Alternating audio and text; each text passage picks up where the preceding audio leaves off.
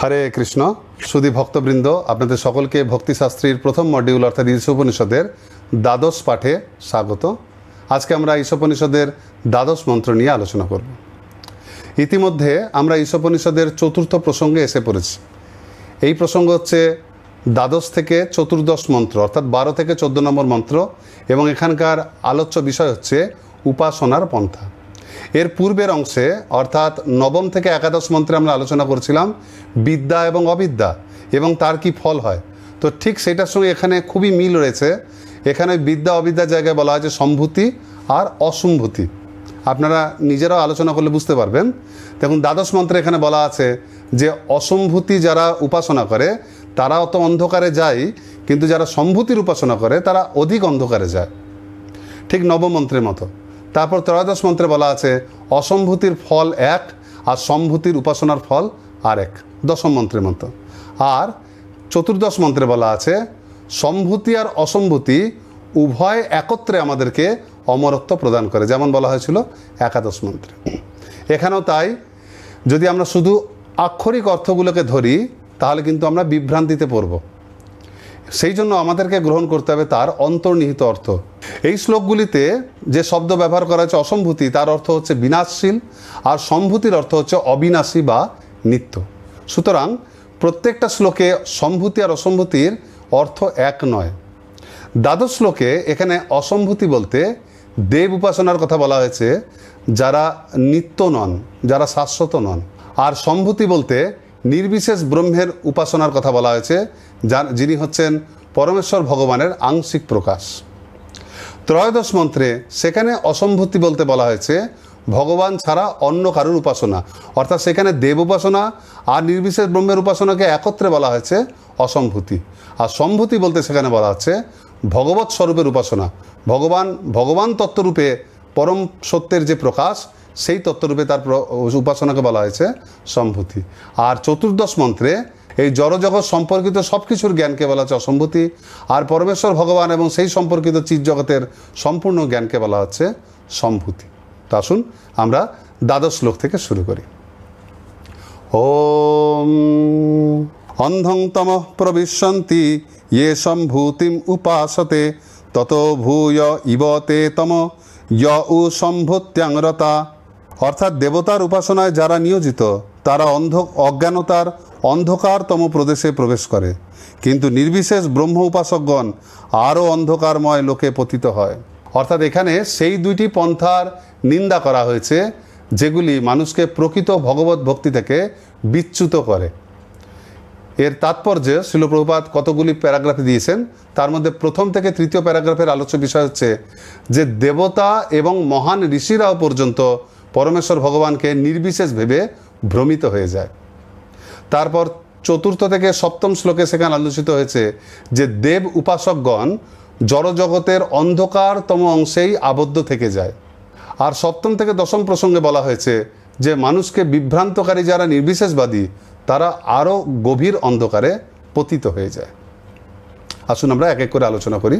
সর্বপ্রথম প্রথম প্রসঙ্গ শ্রীমদ্ ভগবদ্গীতার দশম অধ্যায়ের দ্বিতীয় শ্লোকে বলা হয়েছে, এখানে শ্রীল প্রভুপাদ সেই শ্লোকটি তুলে ধরেছেন। দেখুন, ন মে বিদু সুরগণা প্রভবং ন মহর্ষয় অহমাদির হি দেবানাং মহর্ষিনাং চ সর্বশ। যে অহম আদিহির দেবানাং মহর্ষিনাং, আমি আদি। কাদের আদি? দেবতা এবং মহর্ষিদের, তাদেরও উৎস আমি। সুতরাং আমার সম্বন্ধে বিদু মানে হচ্ছে জানা। সুরানাং, সুরগণা অর্থাৎ দেবতারাও জানে না আমার প্রভাব, ন মহর্ষয়, আমার প্রভাব না দেবতারা জানে না মহর্ষিরা জানে, কারণ আমি তাদেরও আদি। শ্রীমদ্ ভগবদ্গীতায় দশম অধ্যায়ে অষ্টম থেকে একাদশ শ্লোকে চতুশ্লোকী গীতা অর্থাৎ সমস্ত ভগবদ্গীতার সার, আমরা পরে ভগবদ্গীতা কোর্সের সময় এটা আলোচনা করব। তো সেইটা ভগবানের মুখ থেকে, শ্রীমুখ থেকে প্রাপ্ত হওয়ার পর অর্জুন চতুর্দশ শ্লোকে তিনি ভগবানকে বলছেন যে সর্বমে তদ ঋতং মান্যে যস্মান বদসি কেশব ন হিতে ভগবান ব্যক্তি বিদুর দেবা ন দানবা। হে কেশব, তুমি যা বলছো সেটাই আমি সত্যি বলে গ্রহণ করছি। কেন না? ন হিতে ভগবান ব্যক্তির বিদু, বিদু মানে জানা, তো ভগবান, হে প্রভু, আপনি যে ভগবান রূপে যে একজন ব্যক্তি, আপনার যে একটা ব্যক্তিত্ব রয়েছে সেটা কেউ জানে না। দানবরা তো জানার ছেড়েই দিন, দেবতারা পর্যন্ত আপনাকে জানে না।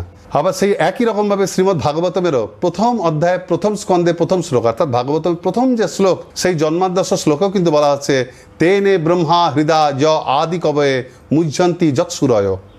যিনি আদি কবি ব্রহ্মার হৃদয়ে প্রথম জ্ঞান প্রকট করেছিলেন, যা মুহ্যন্তি যৎসূরয়, যার সম্বন্ধে দেবতারা এবং মহান ঋষিগণ মুহ্যমান থাকে, অর্থাৎ জানতে পারেন না। এমনকি ব্রহ্মাও ভগবানের মুখনিসৃত বেদ বা শ্রুতি গ্রহণ করে প্রথমে উপলব্ধি করতে পারেননি। শ্রীমদ্ ভাগবতের দ্বিতীয় স্কন্ধ পড়লে আপনারা জানবেন, ব্রহ্মা যখন প্রথম বেদ পাঠ করেছিলেন তখন তিনি উপলব্ধি করেছিলেন যে বেদের কর্মই হচ্ছে আসল কর্মকাণ্ড, সব কিছু কর্মকাণ্ড অনুসারে এই জগৎ চালানোটাই হচ্ছে বেদের মূল কথা। তারপর তিনি যখন রিভিশন করলেন, দ্বিতীয়বার পড়লেন, তখন জানতে পারলেন যে না, কর্মকাণ্ডটা একটা সাময়িক ব্যাপার, অ্যাকচুয়াল বেদের বিষয় হচ্ছে জ্ঞানকাণ্ড, যা আমাদেরকে কর্মের থেকে উপরে নিয়ে যায়। তারপর তিনি যখন তৃতীয়বার পড়লেন, তখন তার সঠিক উপলব্ধি হলো যে কর্মকাণ্ড জ্ঞানকাণ্ডের উপরে রয়েছে পরমেশ্বর ভগবানের প্রতি ভক্তি। এই জন্য এইরকম ব্রহ্মা একজন মহাজন, তার পদাঙ্গ অনুসরণ করে উপলব্ধি করুন যে কোনো পাঠ প্রবচন, যে কোনো গ্রন্থ তাৎপর্য, সেগুলো একবার চোখ বুলিয়ে আমাদের পক্ষে বোঝা অসম্ভব। ব্রহ্মার পদাঙ্ক অনুসরণ করে বারংবার যখন সেটা আমরা পাঠ করবো শিল প্রভুপাদের তাৎপর্যগুলি, তখন ক্রমশ আমাদের কাছে তার অর্থগুলো সব ক্লিয়ার হবে। তো যাই হোক, প্রথম পর্যায়ে আমাদের আলোচ্য বিষয় ছিল যে পরমেশ্বর ভগবানকে দেবতা বা মহর্ষিরাও পর্যন্ত জানতে পারে না। কিন্তু তাহলে একটা প্রশ্ন আসবে যে দেবতারা যদি ভগবানকে নাই জানে, তাহলে তারা কেন বারবার ধরিত্রী দেবীকে নিয়ে, ব্রহ্মাকে নিয়ে তারা সবাই ক্ষীর সমুদ্রে গিয়ে ভগবান বিষ্ণুর কাছে প্রার্থনা করে? যদি তাকে নাই জানতো, তাহলে ভগবানের আবির্ভাবের পূর্বে তারা গিয়ে তার কাছে প্রার্থনা করে কেন? কোন অসুবিধায় পড়লে পরে?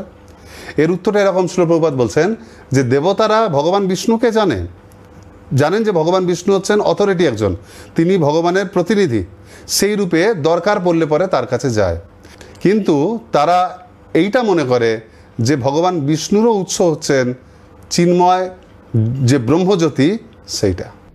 এবার দ্বিতীয় প্রসঙ্গ, এই দ্বিতীয় প্রসঙ্গের আলোচ্য বিষয় হচ্ছে যে দেব উপাসনা কীভাবে মানুষকে অন্ধকারতম অংশে নিয়ে যায়।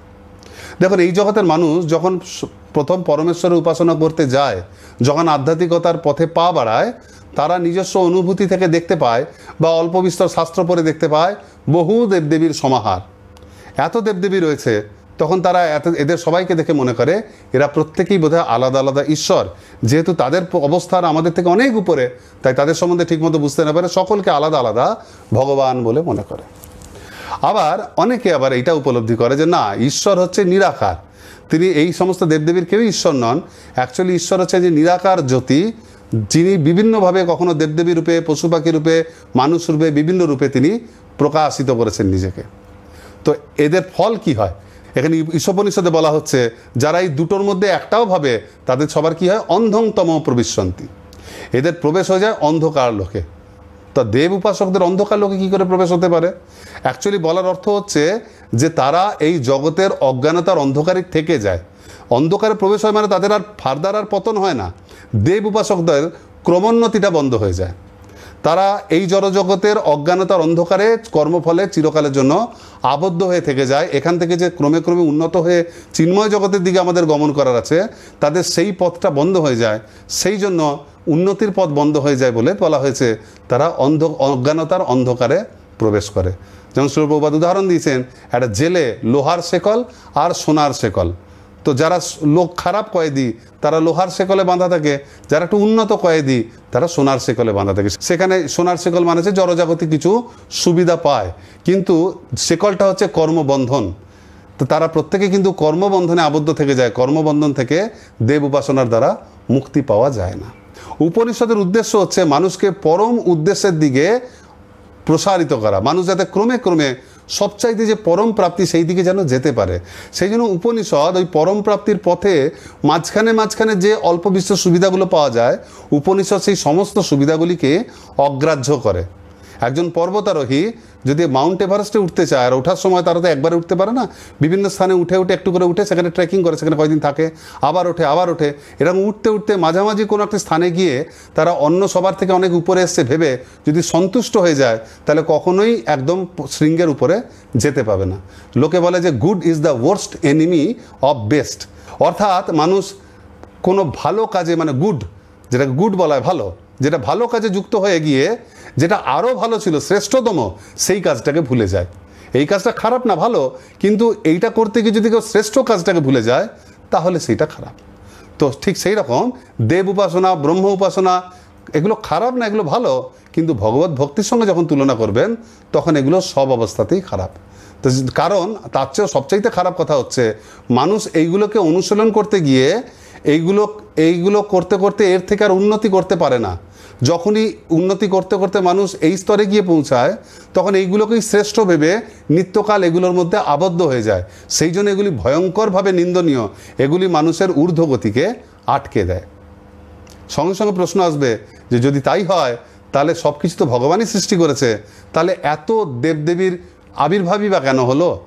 আর বেদে এত দেবদেবীর পূজার বা কর্মকাণ্ডের যে প্রসঙ্গ সেটাই বা কেন রাখা হলো?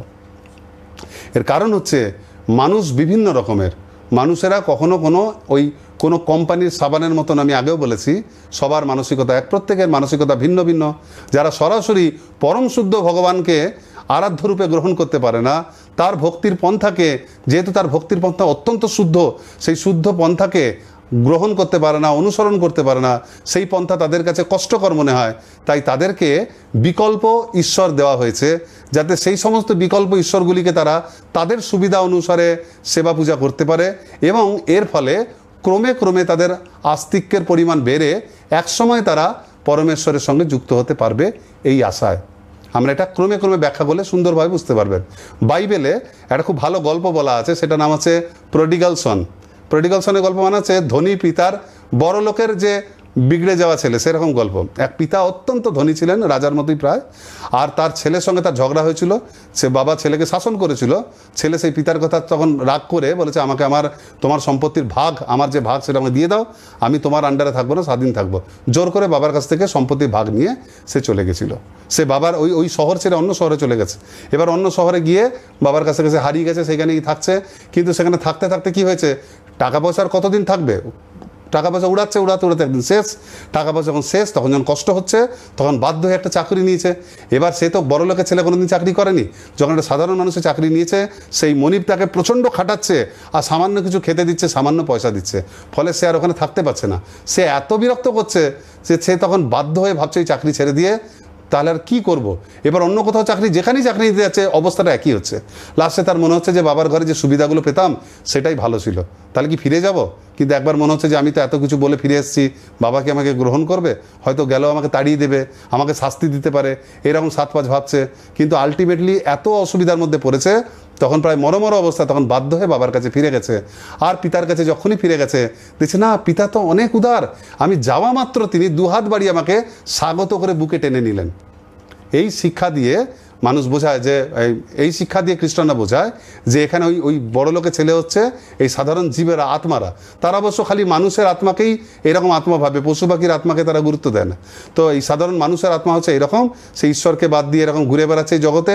সে যখন আবার ঈশ্বরের কাছে ফিরে যায়, ঈশ্বর এত নিঃস্বার্থ, সে তখনও পর্যন্ত, আমরা তাকে ছেড়ে এসেছি, যে তিনি তখনও আনন্দের সঙ্গে আমাদেরকে গ্রহণ করে নেন। এটা বাইবেলের শিক্ষা। শিক্ষাটা সুন্দর কিন্তু অপূর্ণ। ভগবান এর থেকেও বেশি উদার।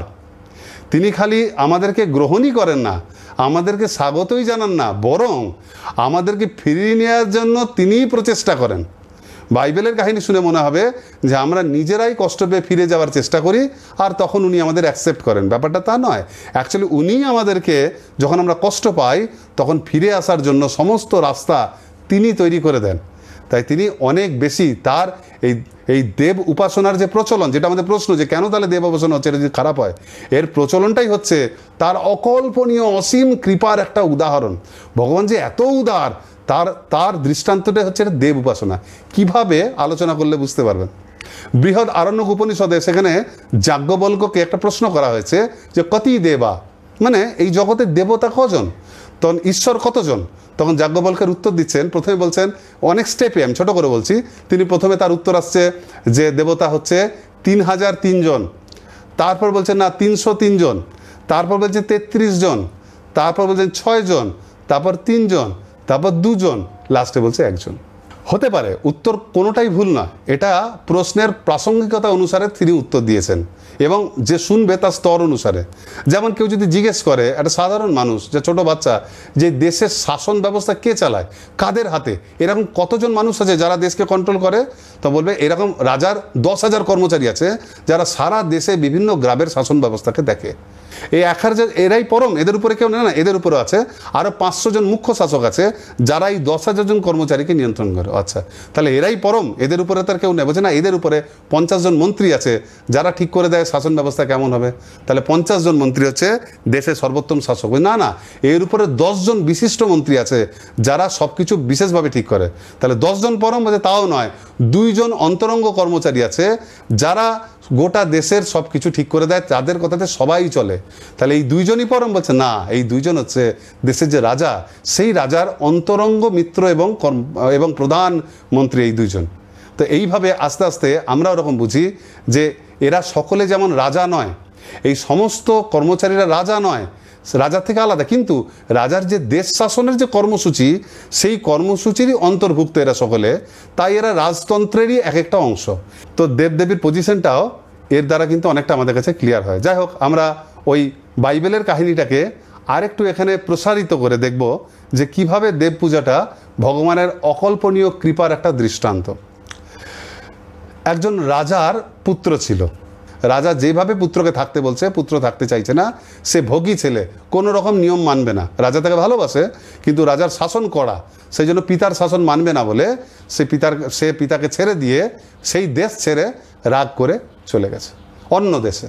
এখন অন্য দেশে গিয়ে এবার তার ওইরকম সেই টাকা পয়সা শেষ, ফলে সে সেখানে অন্য দেশে অন্য রাজার আন্ডারে বা অন্য সাধারণ মানুষজনের কারোর একটা চাকরি নিয়েছে, সেইখানে কাজ করছে, কিন্তু কাজ করে খেতে তার খুব কষ্ট হচ্ছে, প্রচুর শ্রম করছে, ফলে সে একটুখানি পাচ্ছে। এবার বাকি গল্পটা বাইবেল অনুসারে তার একদিন মনে হলো সে ফিরে এলো না, বাকি গল্পটা অন্যরকম। বাকি গল্পটা হচ্ছে এবার এই যে পিতা, যার ছেলে অন্য দেশে চলে গেছে, পিতা তাকে ছেড়ে দিয়ে সন্তুষ্ট নয়। পিতা এত দয়ালু, সেই ছেড়ে দেওয়া খারাপ আচরণ করা ছেলের জন্য পিতা সবসময় ভাবছে কি করে একে ফিরিয়ে আনা যায়। তখন পিতা জানছে যে আমি চাইলে সর্বশক্তিমান ফিরিয়ে আনতে পারি আমার লোকজন পাঠিয়ে, কিন্তু আমার পুত্র ভালোবেসে আসবে না, সে মন থেকে আমাকে গ্রহণ করবে না, সে আমাকে পছন্দ করছে না, আমার শাসনকে মানছে না। তাহলে কি করা যায়? তো এক কাজ করি, একজন নতুন মন্ত্রীকে অ্যাপয়েন্ট করা হয়েছে যাকে আমার ছেলে চেনে না, এই মন্ত্রীকে পাঠাই, তাহলে হয়তো এর কাছেও আসবে, হয়তো আমার কাছে আসবে না, কিন্তু মন্ত্রীটার কাছে আসবে। তখন পিতা টাকা পয়সা দিয়ে মন্ত্রীকে পাঠিয়েছে পাশের দেশে গিয়ে সেই মন্ত্রী সেই ছেলেকে খুঁজে বার করেছে, তাকে ডেকে জিজ্ঞেস করছে তুমি এত কষ্ট করছো, তুমি কত টাকা মাইনে পাও? যে এইটুকু। তুমি যদি আমার আন্ডারে কাজ করো আমার দেশে গিয়ে, তাহলে তুমি কিন্তু অনেক বেশি মাইনে পাবে আর থাকা খাওয়া অনেক সুবিধা পাবে। তখন ছেলে দেখছে যে পাশের দেশটা কোথায় না তোমার, তখন যখন দেশের নাম বলছে বাবার দেশ। যদিও মনে হচ্ছে ওই দেশে যাবো না, তারপর মনে হচ্ছে বাবার দেশ তো হতে পারে, আমি তার বাবার কাছে যাচ্ছি না, আমি যদি ওই দেশে ফিরে যাই অসুবিধার কী আছে, তেমনি আমি তো ভালো ভালো খাবার দাবার পাবো, থাকতে পাবো। অর্থাৎ ছেলে সে আসক্ত কিন্তু শারীরিক আরামের প্রতি, ফলে সেই মন্ত্রীর কথা শুনে সে রাজি হয়ে যাচ্ছে যে ঠিক আছে আমি তোমার দেশে কি থাকবো, আমাকে এত টাকা দেবে? তো বলছে হ্যাঁ সব দেবো। ফলে সে চলে গেছে, এখন সেই পিতার রাজ্যে ফিরে এসছে, পিতার ঘরে ঢুকেনি, পিতার রাজ্যে ফিরে এসছে, আছে মন্ত্রীর দেওয়া একটা জায়গায়, মন্ত্রী যেরকম বলছে সেরকম কাজকর্ম করছে, আগের তুলনায় বেশি টাকা পয়সা পাচ্ছে, একটু আরামে আছে, ফলে কষ্টটা একটু কম হয়েছে। এখন পিতার আনন্দ এটাই যে আমার পুত্র তো আমাকে সরাসরি পছন্দ করে না, আমার নীতিগুলোকে বুঝতে পারে না, তা আমাকে দেখলে আসবে না, অ্যাটলিস্ট আমার ঘরে না আসুক, আমার রাজত্বের মধ্যে তো এসছে। এইভাবে সে মন্ত্রীর আন্ডারে আছে, কিন্তু যেহেতু রাজার পুত্র তা তো ওই আরামেও তো তার পোষাচ্ছে না, কয়েকদিন থাকার পর তার ভালো লাগছে না, দেখছে মন্ত্রীর জীবনচর্যা তার থেকে উন্নত। তখন মন্ত্রীকে বলছে যে আপনি কি এমন করেন যে আপনি এত ভালো থাকেন আর আমি কেন আপনার থেকে কম পাই? তখন মন্ত্রী বলছে আমি অনেক সেবা করি, আমি এই রাজমহলে সেবা করি, এইগুলো পাই।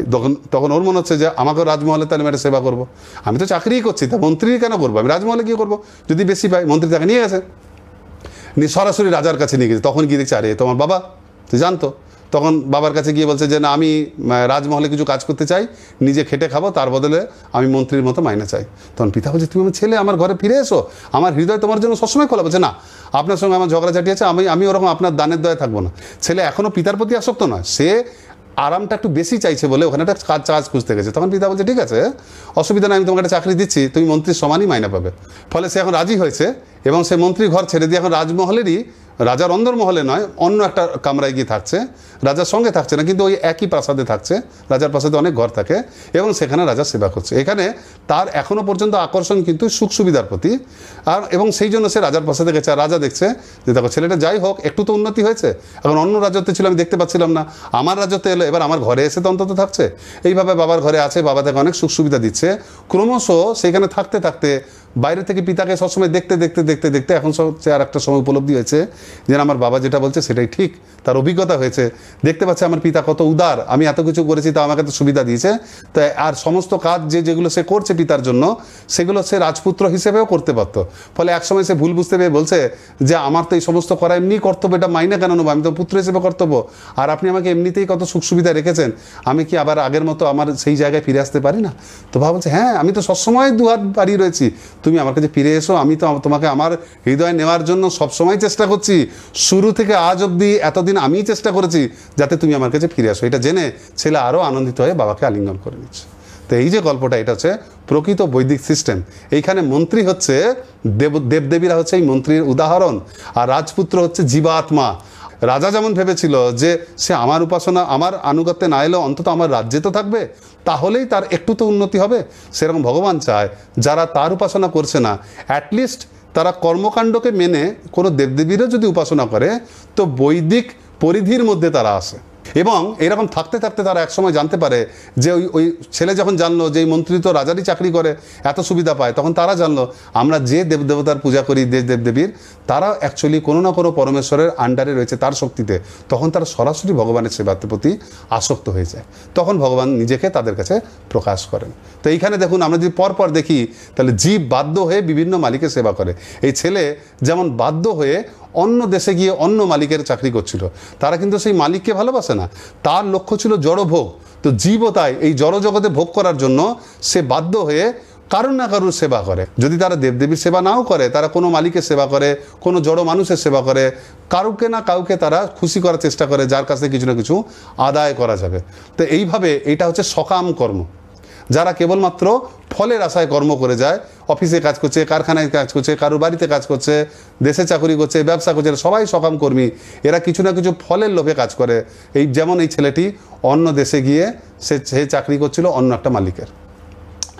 এরপর হচ্ছে তারা ক্রমশ তাদের মধ্যে কেউ কেউ আছে যারা উপলব্ধি করে যে দেবতাদের উপাসনা করলে পরে তাদের আশীর্বাদে কিছু বেশি জড় সুখ লাভ হয়। তারা দেবতাদের প্রতি আসক্ত নয়, জড় সুখের প্রতি আসক্ত, তখন তারা দেব উপাসনা করতে শুরু করে। তো ঠিক সেই রকম এই ছেলে যখন অন্য রাজত্বের যে চাকরি সেটা খারাপ ছিল বলে সেটাকে ছেড়ে সরাসরি মন্ত্রীর চাকরিতে ঢুকলো, তখন তারা বৈদিক পরিবারের মধ্যে এলো এবং তখন শুরু হলো তার কর্মকাণ্ড। যারা দেব উপাসনারও বাইরে বেদের নিয়মকে মানে তারা সকাম কর্মী, কিন্তু যারা অ্যাটলিস্ট দেবতাদের পূজা করে তারা হচ্ছে কর্মকাণ্ডীয় লোক, ওই মন্ত্রীর আন্ডারে থেকে, অর্থাৎ সরাসরি ভগবানের আন্ডারে নেই, তার প্রতিনিধির আন্ডারে করছে। এদের থেকে উন্নত হচ্ছে যারা দেবদেবীর পূজা না করে সরাসরি ভগবানের পূজা করে। তারা দেখছে এই যে সেবা আমি দেবদেবীর জন্য করছি সেটা যদি আমি ভগবানের জন্য করি তাহলে একই এফোর্ট দিয়ে আমি বেশি কিছু পাবো, তাহলে আমি কেন ভগবানের করবো না। এই ভেবে তারা ভগবানের সেবা তো করে, কিন্তু উদ্দেশ্য ভগবানের সন্তুষ্টি না, উদ্দেশ্য হচ্ছে ফল কামনা। আমি দেবতাদের সেবা করলে যে ফলটা পাচ্ছি, ভগবানের সেবা করলে অধিক ফল পাচ্ছি, তাহলে ভগবানের সেবা করি। ঠিক যেমন ছেলে মন্ত্রীর কাজটা না করে সরাসরি পিতার আন্ডারে চাকুরি নিতে গেছিল। এইখান থেকে শুরু হচ্ছে ভক্তি। এর আগে পর্যন্ত ছিল কর্মকাণ্ড, এইবার শুরু হলো ভক্তি, কিন্তু এটা হচ্ছে সকাম ভক্তি, কামনা বাসনাযুক্ত ভক্তি। ভগবানের প্রতি আকর্ষণ নেই, আকর্ষণ কামনার প্রতি। এবং অবশেষে ছেলে যখন বুঝতে পারলো এবং সব কিছু ছেড়ে দিয়ে পিতার সেবাতে যুক্ত হয়ে গেল, ঠিক সেই রকম ভগবানের প্রেমময় সেবাতে সে যে যুক্ত হয়ে যায়, তার কিন্তু এবার উদ্দেশ্য জড় ভোগ নয়, সেইটার উদ্দেশ্য হচ্ছে কিন্তু কেবলমাত্র প্রেম বা সেবা। সেই জন্য এইটা হচ্ছে শুদ্ধ ভক্তি। এইভাবে আমরা একদম সকাম কর্ম থেকে শুদ্ধ ভক্তিকে যখন আমরা বুঝি, অন্য দেশে অন্য লোকের চাকরি থেকে মন্ত্রীর চাকরি, বাবার আনুগত্যের চাকরি এবং সরাসরি সেই রাজা বা পিতার সঙ্গে তার সেবাতে যুক্ত হওয়া, এই ধাপে ধাপে বুঝতে পারলে আমরা বুঝতে পারি কীভাবে ভগবানের সিস্টেম এমনভাবেই করা আছে যে মানুষ যাতে আস্তে আস্তে তার দিকে ফিরে আসে। অন্যান্য ধর্মে কি অসুবিধা, সেখানে একজনেরই উপাসনা করতে বলা আছে যিনি অব্যক্ত। পরম ভগবান সম্বন্ধে আমরা আগে আলোচনা করেছি, কোথাও সঠিকভাবে জানা যায় না, তখন তারা তার সম্বন্ধে সঠিকভাবে তার ব্যক্তিত্ব সম্বন্ধে জানাতে পারে না। ফলে অনেক মানুষ আছে যারা তার প্রতি আকৃষ্ট হয় না বা তাদের অনেকটা অশক্ত হয়, তাদের সবার পক্ষে সেইগুলো করাতে রুচি থাকে না। কিন্তু যেহেতু আর কোনো উপায় নেই, বিকল্প কোনো ঈশ্বর নেই, তারা সকলে জোর করে মানতে বাধ্য হয় সেই একজন অব্যক্ত ঈশ্বরকে। কিন্তু সনাতন ধর্মে ভগবানের যারা প্রত্যক্ষ উপাসনা করতে অক্ষম, যারা এতটা উন্নত হয়নি, তাদের জন্য বিকল্প ব্যবস্থা দেওয়া হয়েছে। যারা অন্তত এত উন্নত স্তরে সেবা করতে না পারলে একটু নিম্নতর উপায়ে যেন তারা আধ্যাত্মিকতায় যুক্ত হয় এবং ক্রমশ যেন উন্নতির পথে যেন তারা অগ্রসর হয়। এইখান থেকে এটাও বোঝা যায় যে কৃষ্ণ এত দয়াময়, তিনি এত মাৎসর্যহীন যে জীবদেরকে, যারা তাকে ভুলে গেছে, তাকে পছন্দ করে না, সেই জীবগুলিকে নিজের কাছে ফিরিয়ে আনার জন্য তিনি নিজের পদটা দেবদেবীদেরকে দিয়ে দেন। এরকম আর কেউ করতে পারে না, একমাত্র ভগবান স্বয়ং করেন, যিনি দেবদেবীকে ঈশ্বর বানিয়ে দেন। তিনি কখনো শিবকে, ব্রহ্মাকে মানুষের সামনে ঈশ্বর বলে পাঠিয়ে দেন এবং তাদের সঙ্গেই তাদেরকে আসক্ত করেন, যাতে ক্রমশ সেই জীব একদিন তার কাছে ফিরে আসে। সেই জন্য বাইবেলের বর্ণনা থেকেও তিনি অনেক বেশি দয়াময়। তো এই কারণেই উনি এত রকম দেবদেবীর পূজার প্রচলন রেখেছেন, কারণ আমরা সবসময় ভালোটা একবারে নিতে পারি না। এখন প্রশ্ন হচ্ছে, তাহলে দেবদেবীর আরাধনা করাটা খারাপ কি করে? ভালোই তো। ভালো খারাপ সেটা একটা উদাহরণ দিলে বোঝা যায়। মনে করুন অঙ্কে কোনো পরীক্ষায় সাবজেক্ট হচ্ছে অঙ্ক, অঙ্কে সবাই ভয় পায়, সেই জন্য বলছি। কোনো একটা ছেলে অঙ্কে 50% নম্বর পেয়েছে, 100-র মধ্যে 50 পেয়েছে। এবার বলুন এটা ভালো না খারাপ, এটা আপনি বলতে পারবেন না, আপনাকে তুলনা করতে হবে। দেখা গেল যে এই ছেলেটা আগে ফেল করতো, কোনো দিন অঙ্কে পাস করতে পারতো না, 10-15 পেয়ে যেত, আর বাকিগুলোতে পাস করতো। তো সে আজ প্রথম অঙ্কে 50% পেয়েছে, তাহলে কি বলতে হবে? সেটা ভালো, তার উন্নতি হয়েছে, বাবা মা খুশি হবে, তাকে মিষ্টি খাওয়াবে। আবার যদি দেখা যায় যে 50 পেয়েছে 100-তে, সে কিন্তু এর আগে 90 পেত, কোনো কারণে পড়াশোনা বন্ধ করেছে, 50 পেয়েছে, তাহলে এটা তার জন্য খারাপ, বাবা তাকে পিটাবে। তো ঠিক সেই রকম দেব উপাসনা ভালো না খারাপ সেটা নির্ভর করছে সেই উপাসকটা কে। এখন উপাসক যদি নাস্তিক ভোগী হয়, এই ছেলেটা যেরকম, সে অন্য দেশে গিয়ে অন্য কারো সেবা করছিল, তার থেকে তো ভালো মন্ত্রীর সেবা করা। ঠিক সেরকম যারা নাস্তিক ভোগী, যারা পাপ কর্মে রত, জড় সুখের পিছনে অবিদ্যার উপাসনা করছে, তো তাদের জন্য ভালো এটা, তাদের পক্ষে এটা উন্নতি। কিন্তু যে সরাসরি ভগবান বিষ্ণুর বা ভগবানের সেবাতে রত, সে যদি কোনো কিছু পাওয়ার লোভে দেব উপাসনার প্রতি আকৃষ্ট হয়ে যায়, তাহলে তার পতন। অর্থাৎ কোনো ব্যক্তি যদি সরাসরি রাজার চাকরি করছে, তারপরে ছেলেটা দেখা দেখি যদি আবার রাজার চাকরি ছেড়ে দিয়ে যদি মন্ত্রীর চাকরি করতে আসে, তাহলে সেটা খারাপ।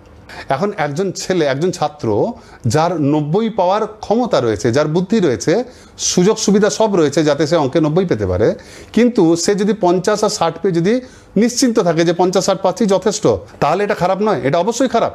ঠিক সেই রকম যাদের মধ্যে পোটেন্সিয়াল ভক্তি রয়েছে, যাদের মধ্যে কৃষ্ণ নিত্যসিদ্ধ কৃষ্ণ প্রেম, তারা যদি কেবলমাত্র কোনো কিছু লোভে দেব উপাসনা বা ব্রহ্মের উপাসনা এই স্তর অবধি উঠে এইখানেই থেকে যায়, এই স্তরটাকে পরম বলে এর উপরে যদি যেতে না চায়, তাহলে এটাও খারাপ।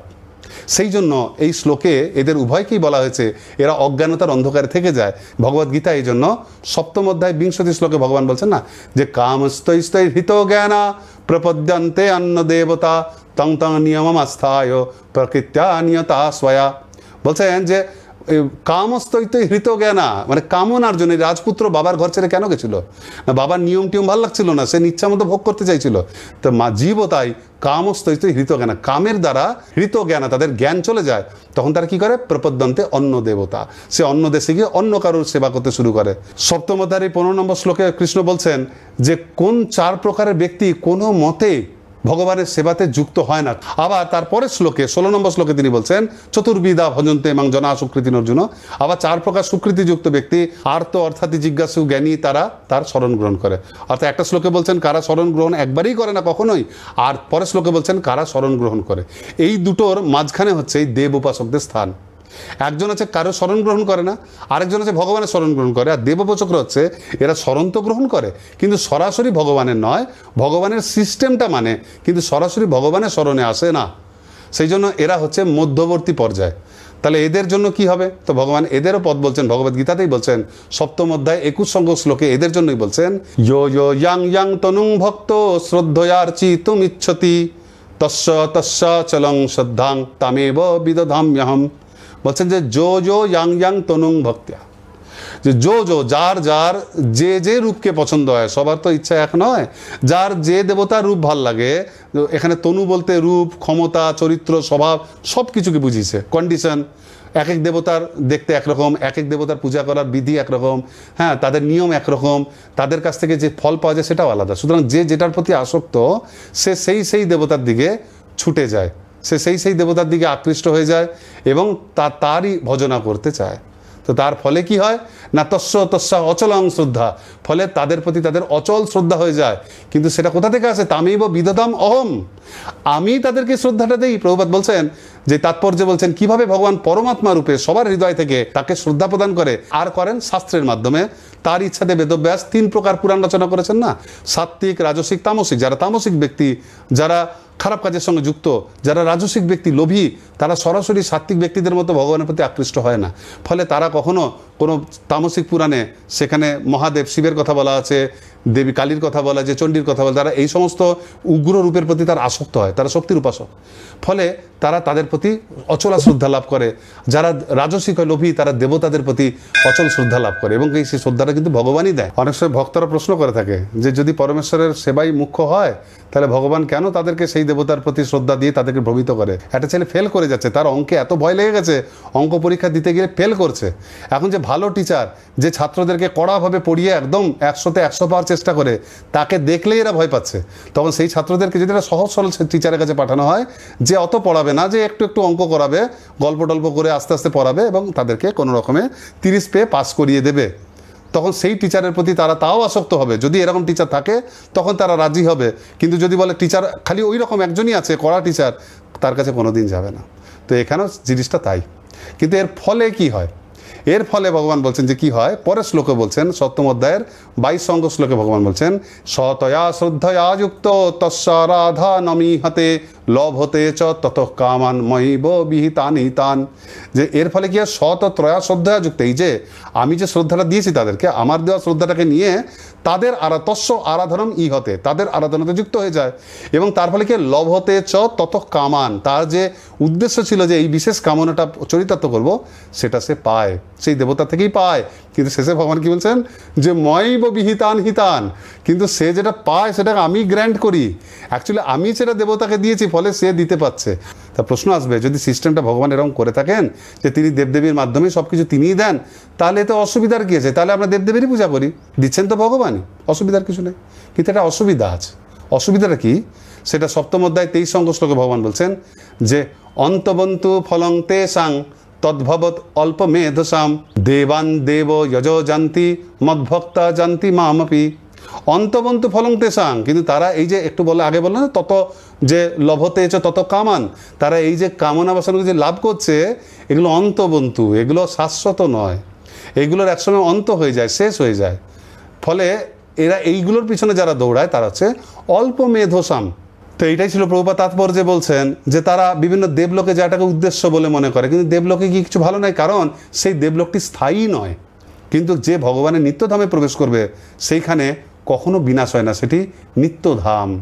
তো সেই জন্য যারা নিত্যধামকে ছেড়ে এই ছোটোখাটো দেবলোকে যাওয়ার জন্য চেষ্টা করে, হয় আসরিকভাবে চন্দ্রযানের মাধ্যমে চন্দ্রে যাওয়ার চেষ্টা করছে, নয়তো যজ্ঞের মাধ্যমে বেশি দিনের জন্য চন্দ্রে যাওয়ার চেষ্টা করছে, কিন্তু লাভ কিছু হবে না, কারণ এগুলো সবই অস্থায়ী। তাই দেব উপাসনা একমাত্র আমাদেরকে দেয়া হয়েছে উন্নতি করার জন্য একটা ধাপ হিসেবে। কিন্তু উন্নতি করার জন্য একবার এই ধাপে চাপার পর কেউ যদি এই ধাপের প্রতি আসক্ত হয়ে যায় আর এই ধাপ থেকে উপরের ধাপে যেতে না চায়, তাহলে তার পক্ষে এটা খুব খারাপ। উপনিষদ এটাই বলছে, এরা অন্ধকারতম অংশে প্রবেশ করে, মানে হচ্ছে এরা এই জগতে অন্ধকারময় অজ্ঞানতার অন্ধকারে নিত্যকালের জন্য আবদ্ধ হয়েছে, বারবার জন্ম মৃত্যু জরাবেদী চক্রে এরা আবর্তিত হতে থাকে। এরপর পরবর্তী প্যারাগ্রাফের আলোচ্য বিষয় হচ্ছে যারা সম্ভূতির উপাসনা করে তারা কেন আরও বেশি অন্ধকারে যায়। সম্ভূতি বলতে কিন্তু এখানে নিত্যের কথা বলা হয়েছে, কিন্তু সেই নিত্যটা কীরকম না, ভগবানের নির্বিশেষ রূপ। নির্বিশেষ রূপটা নিত্য, কিন্তু সেটা ভগবানের আংশিক প্রকাশ। শাস্ত্রের সব জায়গাতে বা যারা এই ভক্তিশাস্ত্রী কোর্স করছেন দেখবেন শুরুর দিন থেকে সব সময় নির্বিশেষবাদীদেরকে এত প্রবল তিরস্কার কেন করা হয়, কেন? কারণ আমরা আগে আলোচনা করা হয়েছি যে নির্বিশেষবাদীরা সাধারণত 2 প্রকারের হয়ে থাকে। একদল হচ্ছে ব্রহ্মবাদী, যারা ভগবানের যে নির্বিশেষ রূপ, নিরাকার রূপ ব্রহ্ম, তার প্রতি আসক্ত। এরা ভগবানকে জানে না, এরা খালি ওই রূপটাকেই জানে এবং ওই রূপের প্রতি আসক্ত হয়ে গেছে। ফলে এরা অপরাধী তো নয়, কিন্তু এরা অনুন্নত। আর দ্বিতীয় হচ্ছে মায়াবাদী, বলে এরা ব্রহ্মকেই পরম সত্য বলে জানে, কিন্তু সেই সঙ্গে এরা আবার শাস্ত্রকে নিজের মতো ব্যাখ্যা করে ভগবানের দিব্য রূপকে এই ব্রহ্মের মাইক প্রকাশ বলে ব্যাখ্যা করে। ভগবানের লীলাসমূহকে, ভগবানের রূপকে, গুণকে, ভগবানের নামকে এরা মায়া ভেবে তাকে ত্যাগ করে, সেই জন্য এরা হচ্ছে অপরাধী। এই নির্বিশেষ স্তর অ্যাকচুয়ালি একটা মধ্যবর্তী বা ট্রানজিস্টরি স্তর। আপনারা প্রথম ক্লাসে শুনেছেন যে যারা একদম পাপী, সকামকর্মী, ভোগী যারা, তাদেরকে অ্যাটলিস্ট তামসিক স্তর থেকে রাজসিক স্তরে আনার জন্য বৈদিক সাহিত্য তাদেরকে কর্মকাণ্ড প্রদান করেছে। একদম খারাপ থেকে একটু উন্নত করা হয়েছে, অ্যাটলিস্ট বৈদিক শিক্ষার মধ্যে তো রইল। সেই জন্য যারা বেদের কর্মকাণ্ডকে মেনে চলে তারা জড়জাগতিক স্তরে আছে, জড়জাগতিক সুখ ভোগ করে। কর্মকাণ্ডের পর জ্ঞানকাণ্ডের দ্বারা তারা যখন জ্ঞানকাণ্ড আর উপনিষদের যখন তারা আলোচনা করে, তখন তাদেরকে এইটা বোঝানো হয় এই জড়জগতে যে যা কিছু তোমরা ভোগ করছো, যার জন্য এত পারমার্থিক চেষ্টা করছো, এই সবই ভঙ্গুর। এই জড়জগতের কোনো রূপ, কোনো কিছু স্থায়ী নয়। সুতরাং এই সমস্ত বৈচিত্র্যকে ত্যাগ করো, আর এইগুলোর উপরে যে নির্গুণ স্তর রয়েছে তার প্রতি আকৃষ্ট হও। ফলে তাদেরকে জড় থেকে একটা এমন স্তরে আনা হয় যেটা জড় আর চিন্ময়ের মধ্যবর্তী। এবার এই স্তরে থাকার পর শ্রীমদ্ ভাগবতম তাদেরকে বোঝায় যে কিভাবে পরমেশ্বর ভগবান এই নির্গুণেরও উৎস এবং তিনি কত উন্নত। ফলে এই যে আত্মারাম যারা এই নির্গুণ স্তরে রয়েছে তারা তখন উন্নত হয়ে চিন্ময় ধামে যান। যেমন সুখদেব গোস্বামী, তিনি জন্ম থেকেই মুক্ত ব্যক্তি ছিলেন, শ্রীমদ্ ভাগবতের শ্লোক শ্রবণ করে তিনি ভগবানের প্রতি আকৃষ্ট হচ্ছেন। যেমন আমরা আগে আলোচনা করেছি ব্রহ্মা 4 পুত্র, তারা কিভাবে আকৃষ্ট হয়েছে, এইরকম বিভিন্ন উদাহরণ রয়েছে। বলার কথা এটাই যে এই নির্গুণ স্তর কিন্তু পরম স্তর নয়। জড় স্তরকে যদি আমরা নেগেটিভ ধরি নিচে, মাইনাসে, আর ভগবানের ধামকে যদি আমরা প্লাসে বা পজিটিভ ধরি উপরে, তাহলে এর মাঝামাঝি স্তর হচ্ছে এই ব্রহ্মস্তর। ব্রহ্মস্তর হচ্ছে জড় থেকে ভগবানের কাছে যাওয়ার সঙ্গে মাঝ রাস্তায় একটা স্টপেজের মতো পড়ে, একটা বড় স্টেশনের মতো। কিন্তু এই বড় স্টেশনটাকে কেউ যদি এটাই আমার গন্তব্যস্থল ভেবে ওখানে নেমে পড়ে, তাহলে নিত্যকালের জন্য সেখানে হারিয়ে যায়, আর নিজের ঘরে আর যাওয়া হয় না। যারা কর্মকাণ্ডীয় হয় তারা তমগুণ থেকে রজগুণে আসে, আর উপনিষদ তাদেরকে এইভাবে চিন্ময় লোকে নিয়ে যায়। মায়াবাদ যে বৈদিক জ্ঞান, যে বাস্তব সত্য, তাকে দুভাগে ভাগ করে দেয়। মায়াবাদ অনুসারে বাস্তব সত্য 2 প্রকার, একটা ব্যবহারিক আর একটা হচ্ছে পারমার্থিক। তারা সব কিছুকে পারমার্থিক রূপে দেখতে পায় না। তারা মনে করে কিছু হচ্ছে ব্যবহারিক সত্য, কিছু হচ্ছে পারমার্থিক সত্য। ব্যবহারিক সত্য হচ্ছে এই যে জগতে আমরা আছি বিভিন্ন রকম রূপ ধারণ করে, পশু পাখি কীট পতঙ্গ বিভিন্ন রূপে, এই যে বৈচিত্র্য, এটা ব্যবহারিক। এটা কাজ করার সময় প্র্যাকটিক্যালি এগুলো দেখা যায়, কিন্তু বাস্তবে এগুলো নেই তাদের মতে। পারমার্থিক সত্য হচ্ছে অ্যাকচুয়ালি সবার মধ্যে খালি চেতনাই আছে, আমরা অজ্ঞানতার বশবর্তী হয়ে নিজেদের চেতনাগুলোকে টুকরো টুকরো করে নিজেদেরকে আলাদা আলাদা ভাবছি। যেইখানেই ভগবানের প্রকৃত রূপের কথা, সেবার কথা, ভক্তির কথা তারা পায়, তখন এরা বলে এটা নিম্ন স্তরের সত্য। এমনি জড়জাগতিক মানুষকে বোঝানোর জন্য, যাদের বুদ্ধি কম তাদের জন্য দেওয়া হয়েছে এগুলো নিম্ন স্তরের শাস্ত্র। তারা শাস্ত্রের এই বাক্যগুলোকে বলে লঘু বাক্য। আর শাস্ত্রে যে অল্প কিছু কিছু কথা যেখানে নির্বিশেষমূলক শব্দ ব্যবহার করা হয়েছে সেইগুলোকে বলে, এইগুলো হচ্ছে শাস্ত্রের অ্যাকচুয়াল উন্নত সূত্র। এগুলো হচ্ছে জ্ঞানীদের জন্য, এগুলোকে বলে এরা মহাবাক্য। যেমন অহম ব্রহ্মাস্মি, সর্বস্ব খল্লিদং ব্রহ্ম, তত্ত্বমসি, এই সমস্ত শব্দগুলো যেগুলো নির্বিশেষ তত্ত্বকে সাপোর্ট করে, শাস্ত্রের সেই পার্টটাকে বলে এটা অ্যাকচুয়ালি উন্নত। আর যে পার্টগুলো ভগবানের অ্যাকচুয়াল ভক্তিকে কথা বলে সেগুলোকে বলে এরা নিম্ন বাক্য বা লঘু বাক্য। তাহলে এটা স্বার্থপর হয়ে গেল না? এরা নিজের সুবিধার মতো শাস্ত্রের একটা অংশকে গ্রহণ করে, একটাকে গ্রহণ করে না, একটাকে গুরুত্বপূর্ণ বলে, একটাকে গুরুত্বহীন বলে। এইভাবে এরা উচ্চ নিম্নের ভাগ করে কি করে যে একটা যারা নির্বিশেষবাদীও তাদেরও কিন্তু আর প্রগতিকে এরা আটকে দেয়। ফলে এরা নিজেরাও ভ্রমিত হয়, সকলকে ভ্রমিত করে। প্রশ্ন আসবে যে অধুনা এই মায়াবাদ যে এসছে এটা কিন্তু শঙ্করাচার্যের মাধ্যমেই এসছে, তাহলে শঙ্করাচার্য কেন মায়াবাদ করলেন? অথবা এরকম উল্টো প্রশ্ন আসবে, শঙ্করাচার্য যেটা প্রচলন করলেন সেটা ভুল হতে পারে? এটা বোঝার জন্য আমাদেরকে সম্পূর্ণ এই ধারার ইতিহাস জানতে হবে। এটা পারমার্থিক দৃষ্টি দিয়ে এই ইতিহাসকে বোঝার চেষ্টা করতে হবে। আপনারা অনেকবার আলোচনা করা হয়ে গেল আপনাদের কাছে যে সাধারণ ভোগীদেরকে কর্মকাণ্ড দেওয়া হয়েছে যাতে তারা পাপ না করে অ্যাটলিস্ট সমাজে ঠিকঠাকভাবে বর্ণাশ্রম পালন করে এবং কর্মকাণ্ডের মাধ্যমে ভোগ করে, আস্তে আস্তে তাদের উন্নতি হয়। কিন্তু হয়ে গেল কি, কলিযুগের সূচনাতে দাপরের শেষে মানুষের এই কর্মকাণ্ডের যে অনুষ্ঠান, এগুলো মাত্রা অতিরিক্ত করতে লাগলো। কর্মকাণ্ডের তো ভোগের একটা লিমিট আছে, কিন্তু মানুষ এত ভোগী হয়ে গেল, ভোগের পরিমাণ, তার ভোগের প্রতি আসক্তি এত বেড়ে গেল, মানুষ খালি বেশি বেশি ভোগ করার জন্য অতিরিক্ত তারা কর্মকাণ্ড করতে লাগলো। তারা কলির প্রভাবে নিরীহ পশু হত্যা করতে লাগলো। তারা কেবলমাত্র ওই পশুর মাংসের প্রতি আসক্ত হয়ে গেল, তারা মাংসাহারী হয়ে গেল। বৈদিক মানুষ হয়ে নিম্ন স্তরের শূদ্রের মতো মাংসের প্রতি আসক্ত হয়ে গেল। এবং সেইটাকে বেদের মাধ্যমে ক্ল্যারিফাই করার জন্য বলছে আমরা তো যজ্ঞ করছি, আমরা মাংস খেতে চাইছি না, আমরা যজ্ঞের প্রতি আসক্ত। ফলে বারবার যজ্ঞ করছে এবং যত যজ্ঞ করতে পারছে উদ্দেশ্য অন্য, যে তত আমরা এখানে পশু বলি দেবো আর খুব করে মাংসাহার করবো। ফলে মানুষ কর্মকাণ্ডের রাজসিক স্তর থেকে আবার তামসিক স্তরে চলে গেল। সেই জন্য ভগবান বুদ্ধরূপে আবির্ভূত হলেন এদেরকে রক্ষা করার জন্য। তিনি এসে সবাইকে বললেন যে আরে আরে তোমরা বুঝতে পারছো না, নিরীহ পশুগুলো যে হত্যা করছে তোমাদের কষ্ট হচ্ছে না? তোমাদের যেমন দুঃখ কষ্ট হয়, যন্ত্রণা হয়, চিৎকার করে, দেখো পশুগুলো চিৎকার করছে, তোমাদের কি কোনো অনুভূতি নেই মানুষ রূপে? তখন তারা বলছে যে হ্যাঁ আমরা তো বুঝি, কিন্তু বেদ তো বলছে এরকম। তখন উনি বলছেন তাহলে বেদ পড়তে হবে না।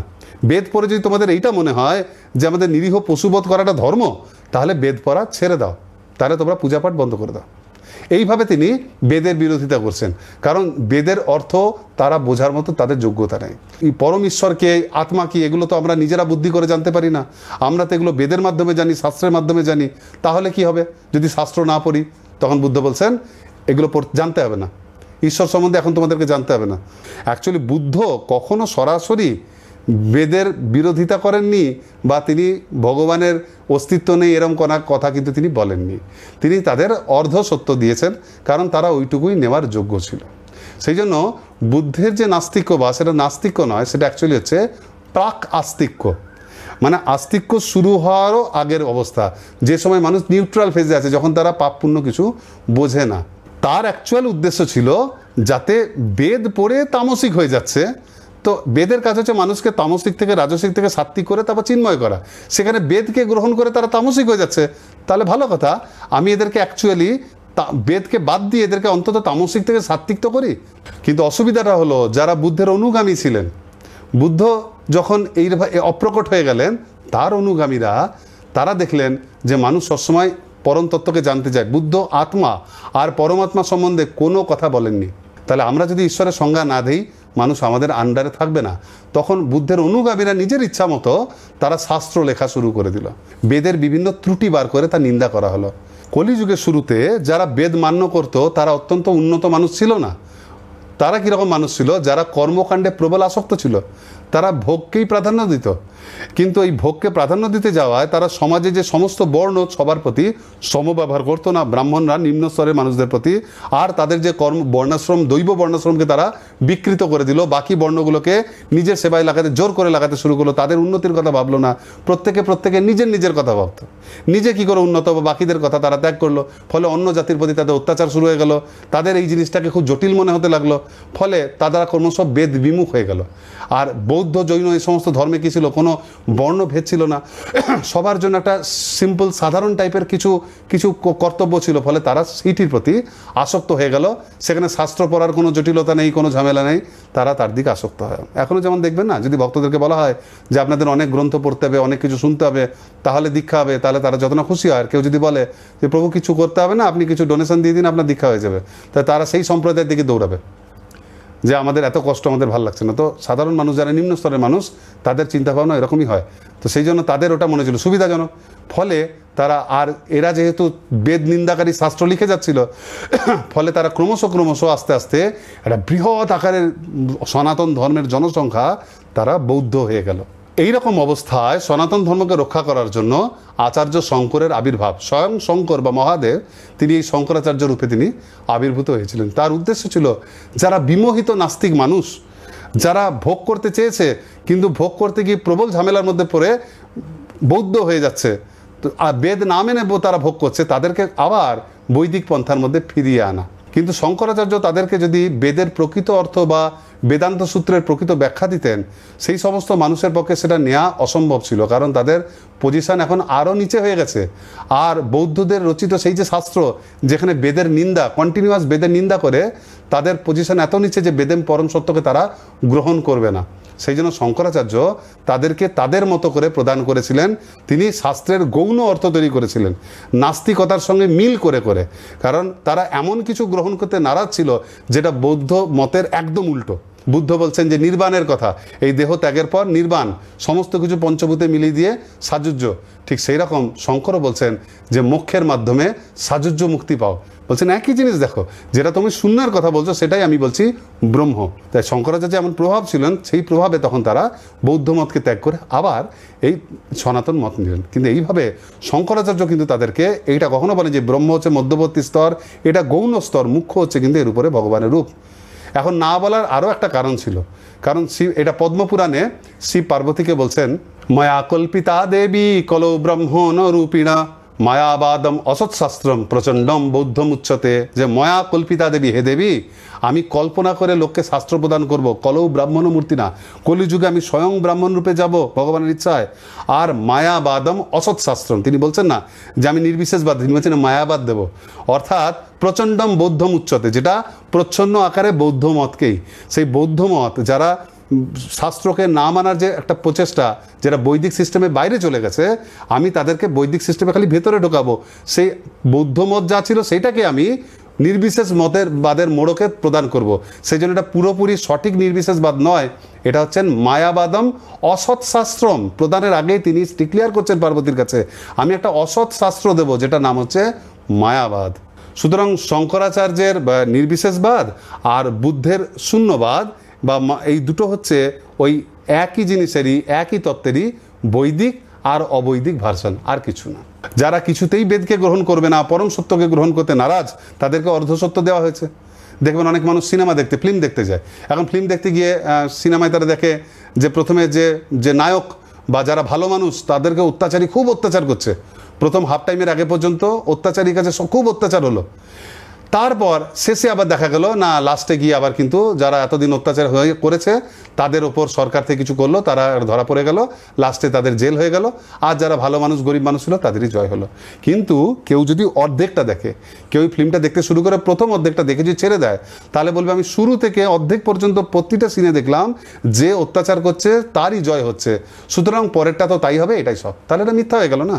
পুরোটা দেখতে হবে, তাহলে বোঝা যাবে। সেই রকম পূর্ণ সত্য জানতে গেলে কেবলমাত্র বুদ্ধ বা শঙ্করের স্তরে এসে থামলে হবে না, আমাদেরকে শেষ অবধি আসতে হবে। শেষটা কোথায় না, শঙ্করাচার্য যখন তার যে উদ্দেশ্য তাতে সফল হলেন, তিনি সমস্ত অবৈদিক নাস্তিকদেরকে বৈদিক পথে এনে মায়াবাদের মাধ্যমে হলো বৈদিক পথে আনলেন, এবং তিনি যেটা প্রচার করলেন তার নাম দিলেন যে অদ্বৈতবাদ। এই অদ্বৈতবাদের মূল কথা হচ্ছে জীব আর ব্রহ্ম বা ভগবান দুজনে কিন্তু এক বস্তু, এরা এক বস্তু, একজন উপলব্ধি করতে পারে, একজন পারে না। একটা সময়ের পর জীব ব্রহ্মের সঙ্গে মিশে সেও পরম ব্রহ্মে পরিণত হয়ে যেতে পারে। কিন্তু একে পরে খণ্ডন করলেন রামানুজাচার্য, কারণ আমাদের কেবলমাত্র তামসিক থেকে জড় থেকে মাঝামাঝি স্তরে এসে থেমে গেলে হবে না, তো অঙ্কে 50 পার্টে সব না 100 তো পেতে হবে। রামানুজাচার্য এইবার তাদেরকে উন্নত করার চেষ্টা করলেন, তিনি স্বয়ং অনন্তদেবের অবতার ছিলেন রামানুজ, তিনি তাদেরকে বোঝাতে শুরু করলেন বিশিষ্ট অদ্বৈতবাদ। এবার একই রকম সমস্যা, যেহেতু মানুষ এই শঙ্করাচার্যের দ্বারা, আবার প্রথমে মানুষ বেদের প্রতি আসক্ত ছিল, তখন বুদ্ধ বোঝালেন, বুদ্ধের প্রতি আসক্ত ছিল, তখন শঙ্করাচার্য বোঝালেন, এখন মানুষ শঙ্করের প্রতি আসক্ত হয়ে গেছে, তখন রামানুজাচার্য সরাসরি শঙ্করাচার্যকে বিরোধিতা না করে তিনি তার কিছুটা বিরোধিতা করলেন, যে হ্যাঁ ঠিক আছে যে জীব এবং ব্রহ্ম এক, কিন্তু এক হলেও তাদের মধ্যে আবার একটু পার্থক্য আছে। জীব ঈশ্বরের সেবা করে, এই দুজনের মধ্যে একটু পার্থক্য, একজন হচ্ছেন সেব্য, আরেকজন হচ্ছে সেবক। এইভাবে তিনি একটা অদ্বৈতবাদে বিশিষ্ট অদ্বৈতবাদ, যে জীব ঈশ্বরের অধীনস্থ, এইভাবে তাদের মধ্যে যে পার্থক্য আছে, এই প্রথম এই ধারণাটা, এই উন্নতির পথে যে একটু ধারণা, সেটা দিলেন যে সাজুজ্যটাই সব কিছু নয়, সাজুজ্যের উপরে ভগবান বিষ্ণুর অবস্থান।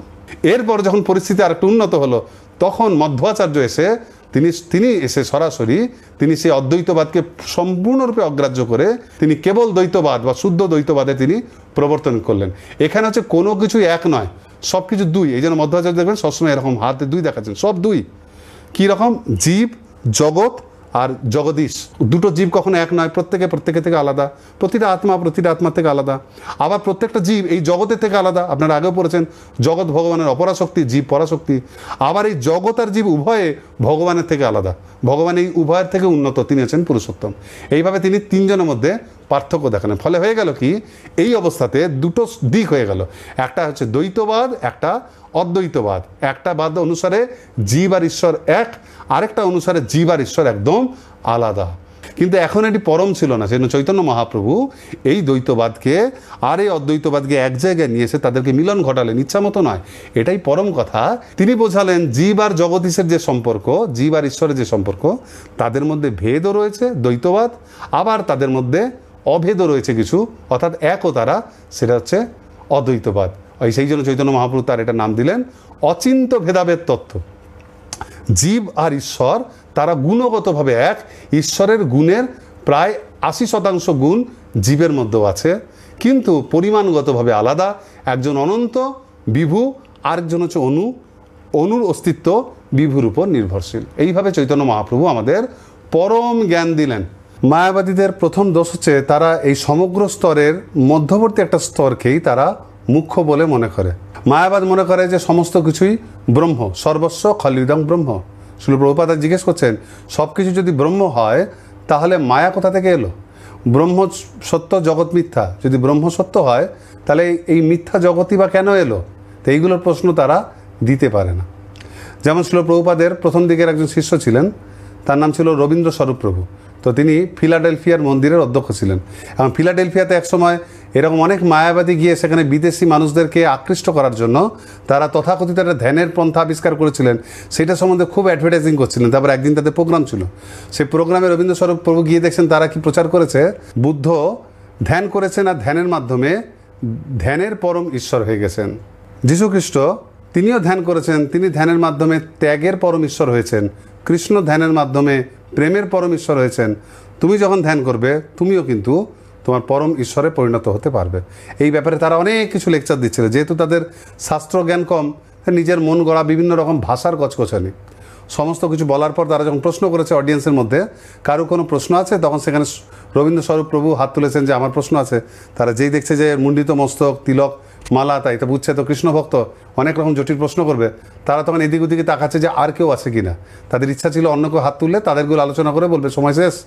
কিন্তু এনি উঠাতে বাকিরাও চুপ, তারাও দেখছে যে ইনি কী বলে দেখি। এখন তাহলে চ্যালেঞ্জ অ্যাকসেপ্ট করতে হচ্ছে। উনি প্রশ্ন করেছেন যে সবাই যে ধ্যানের মাধ্যমে পরম ঈশ্বরে পরিণত হয়েছেন, তো কৃষ্ণ ধ্যানটা কবে করলেন? আমরা তো দেখছি জন্মের পর তাকে বসুদেব নিয়ে যাচ্ছেন, তারপর গোকুলে যাওয়া মাত্রই তার 3 দিন বয়স, তখন তার কাছে পুতনা চলে আসছে, তারপর তৃণাবর্ত আসছে। তো এই যে অসুরগুলোকে ছোটোবেলায় বধ করছিলেন, তো ধ্যানটা তিনি কখন করলেন আর কীভাবে করলেন? এবার এদের কাছে কোনো উত্তর নেই। এরা তখন নিজেরা মুখ চাচাই করছে, নি বলছে এই ভক্তরা খালি কথার মাধ্যমে লোককে ফাঁসায়, এরা খালি শাস্ত্রের তত্ত্বগুলো নিয়ে আলোচনা করে তত্ত্বে অন্ধ হয়ে গেছে। দেখো বাবা, তত্ত্ব নিয়ে আলোচনা করে শব্দের জালের দ্বারা তোমরা কিছু বুঝতে পারবে না। উনি বলছেন ওনাকে তোমাদের একটাই কাজ, তোমরা এই শব্দের পিছনে তোমাদেরকে যেতে হবে। এই জড় শব্দের ঊর্ধ্বে যে পরম চেতন তাকে অনুভব করো, শাস্ত্রের এইসব পরে কিছু লাভ নেই। তখন উনি বলছেন ভাই, এটা খুব আশ্চর্য কথা হলো, আপনারা তখন এত কথা বলছেন শাস্ত্রের বাইরে, তখন কথাগুলো মায়া নয়। আমি যেই শাস্ত্র থেকে একটা প্রশ্ন জিজ্ঞেস করলাম তখন বলছেন কথাগুলো হচ্ছে মায়ার প্রকাশ। আসলে মায়াবাদীদের তত্ত্বটা এরকম, তারা যেখানে ব্যাখ্যা করতে পারে না তারা সেটাকে খণ্ডন করে দেয় বা তারা সেটাকে গ্রহণই করে না। সাধারণত শাস্ত্রে যখন কোনো আপাত বিরোধ দেখা যায় তখন মায়াবাদী আর ভক্ত সম্পূর্ণ আলাদাভাবে গ্রহণ করে। মায়াবাদীরা তাদের শাস্ত্রের যে অংশগুলো তাদের গ্রহণীয় মনে হয় না, তারা বলে দেয় শাস্ত্রের দুটো ভাগ, এই অংশটা ব্যবহারিক নিম্নবর্তী মানুষের জন্য, এই অংশটা উচ্চ, এইটাই প্রকৃত পারমার্থিক। কিন্তু শাস্ত্রের কিসের উপর নির্ভর করে তারা করছে? তারা তো নিজের ইচ্ছা মতো করছে। এই ব্যাপারে যখন যুক্তিগত কোনো সমস্যা আসে, কেউ যখন প্রশ্ন করে, তখন তারা বলে শাস্ত্রের কথা অনির্বচনীয়। কিন্তু সেইখানে ভক্তরা, বৈষ্ণবেরা বা প্রকৃত যারা বৈদিক, তারা যখন শাস্ত্রের এই ধরনের কোনো রকম আপাত বিরোধিতার সম্মুখীন হয়, তারা এটা উপলব্ধি করেন যে শাস্ত্র ভগবানের বাণী, সেই জন্য এটা স্বয়ং সম্পূর্ণ এবং পূর্ণ সত্য। শাস্ত্রের কোনো বাক্যই মিথ্যা নয়। আমরা এটাকে তত্ত্বগতভাবে বুঝতে পারছি, কিন্তু এই মুহূর্তে আমরা ক্ষুদ্র মস্তিষ্কের দ্বারা এটাকে উপলব্ধি করতে পারছি না। তাই এটা হচ্ছে অচিন্ত, আমার চিন্তা শক্তির বাইরে, কিন্তু এটা সত্য।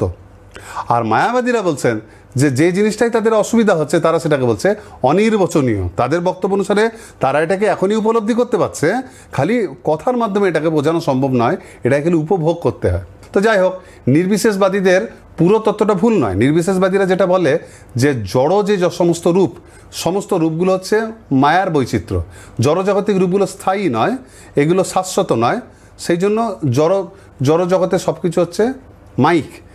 কিন্তু ভুল অংশটা হচ্ছে মায়াবাদীরা নির্বিশেষবাদের এই অংশটা তো গ্রহণ করে, কিন্তু তার সঙ্গে তারা যোগ করে দেয় যেহেতু সমস্ত জড় রূপ বা জড় বৈচিত্র্য হচ্ছে মায়ার, সেই জন্য সব রকমের রূপ আর বৈচিত্র্যের ধারণাকেই ত্যাগ করে দাও।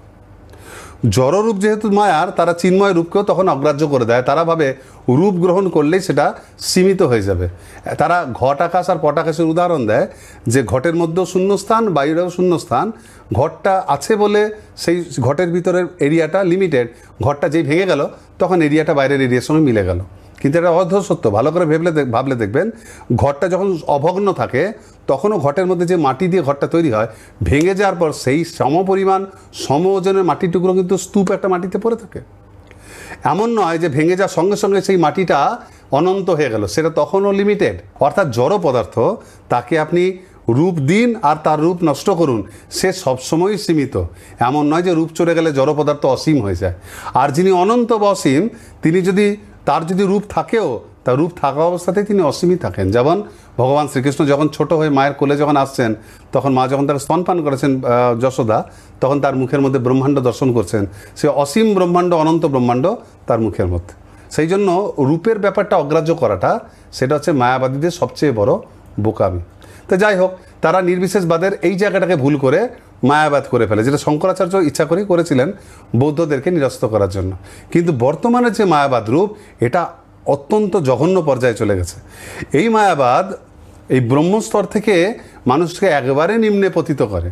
এই মায়াবাদ হচ্ছে একটা খিচুড়ি তত্ত্ব, যেখানে উপনিষদ থেকে নেওয়া বাছা বাছা যে নির্বিশেষ শ্লোক, সেইগুলোকে ব্যবহার করা হচ্ছে শস্যের মতো, চাল ডালের মতো।